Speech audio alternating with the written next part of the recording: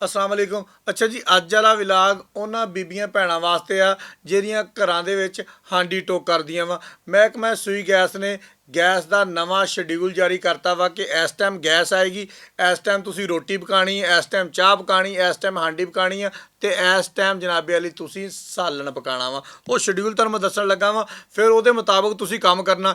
ਇਹ ਨਾ ਕਿ ਤੁਸੀਂ 12 ਵਜੇ ਸੁੱਤੇ ਉੱਠੋ ਤੇ ਉਸ ਟਾਈਮ ਗੈਸ ਹੀ ਚਲੀ ਜਾਵੇ ਤੇ ਫਿਰ ਸਾਨੂੰ ਸਿਲੰਡਰ ਬਾਲਣਾ ਪਵੇ ਮਹਿੰਗਾ ਜਾਂ ਹੋਟਲ ਤੋਂ ਪੀਜ਼ਾ ਬਰਗਰ ਲਿਆਉਣੇ ਪੈਣ।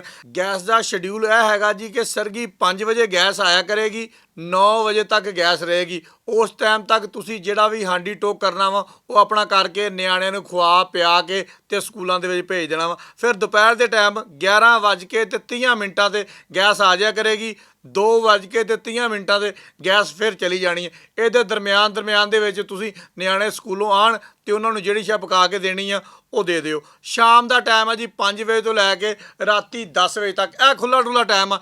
ਇਹਦੇ ਵਿੱਚ ਤੁਸੀਂ ਭਾਵੇਂ ਚੌਲ ਪਕਾ ਲਓ, ਭਾਵੇਂ ਬਾਰਬੀਕਿਊ ਕਰ ਲਓ, ਭਾਵੇਂ ਉਸ ਮੱਝ ਦਾ ਗੋਸ਼ਤ ਪਕਾ ਲਓ ਜਿਹੜਾ ਗਲਦਾ ਹੀ ਨਹੀਂ। ਉਹ ਪਾਏ ਜਿਹੜੇ ਹੁੰਦੇ ਆ ਨਾ ਉਹਨਾਂ ਨੂੰ ਗਲਣ ਲੱਗੇ ਵਾਵਾ ਟਾਈਮ ਲੱਗਦਾ ਵਾ। ਰਾਤੀ 10 ਵਜੇ ਤੱਕ ਰੱਖੀ ਰੱਖੋ, ਕੋਈ ਪਰੇਸ਼ਾਨੀ ਵਾਲੀ ਗੱਲ ਨਹੀਂ। ਲੇਕਿਨ ਤੁਹਾਨੂੰ ਦੱਸਣ ਦਾ ਮਕਸਦ ਇਹ ਆ ਕਿ ਇਹਦੇ ਵਿੱਚ ਇਹਤਿਆਤ ਕਰੋ। ਜਦੋਂ ਸਵੇਰੇ ਗੈਸ ਆਣੀ ਆ ਉਸ ਟਾਈਮ ਹਾਂਡੀ ਰੋਟੀ ਕਰਕੇ ਤੇ ਆਪਣੇ ਚੁੱਲ੍ਹੇ ਤੇ ਗੈਸ ਵਾਲੇ ਪੁਆਇੰਟ ਜਿਹੜੇ ਆ ਉਹ ਸਾਰੇ ਬੰਦ ਕਰ ਦਿਓ। ਇਹ ਨਾ ਹੋਵੇ ਕਿ ਉਹ ਚੱਲਦੇ ਰਹਿਣ, 11:30 ਵਜੇ ਦੁਬਾਰਾ ਗੈਸ ਆਵੇ, ਤੁਹਾਨੂੰ ਪਤਾ ਨਾ ਲੱਗੇ, ਤੁਸੀਂ ਤੀਲੀ ਬਾਲੋ ਤੇ ਰੌਲਾ ਬਣ ਜਾਏ। ਯਾਨੀ ਕਿ ਅੱਗ ਜ਼ਾਹਰੀ ਬਾਤ ਹੈ, ਜਦੋਂ ਗੈਸ ਹੋਣੀ ਕਮਰੇ ਦੇ ਵਿੱਚ ਜਮਾ, ਕਿਚਨ ਦੇ ਵਿੱਚ ਜਮਾ, ਤੇ ਉਹਦੇ ਨਾਲ ਅੱਗ ਹੀ ਲੱਗਣੀ ਆ। ਇਹ ਸ਼ਡਿਊਲ ਤੁਹਾਨੂੰ ਦੱਸਣ ਦਾ ਮਕਸਦ ਸਿਰਫ ਇੱਕ ਹੈਗਾ ਕਿ ਇਹਤਿਆਤ ਦੇ ਨਾਲ ਆਪਣੇ ਕੰਮ ਕਰੋ ਔਰ ਵਕਤ ਦੇ ਨਾਲ ਸਾਡੀ ਹਾਂਡੀ ਰੋਟੀ ਕਰ ਲਓ, ਤਾਂ ਕਿ ਨਾ ਗੈਸ ਵਾਲਿਆਂ ਦਾ ਨੁਕਸਾਨ ਹੋਵੇ, ਨਾ ਸਾਡਾ ਨੁਕਸਾਨ ਹੋਵੇ, ਨਾ ਨਿਆਣੇ ਸਕੂਲੋਂ ਲੇਟ ਹੋਣ। ਬਹੁਤ ਸ਼ੁਕਰੀਆ।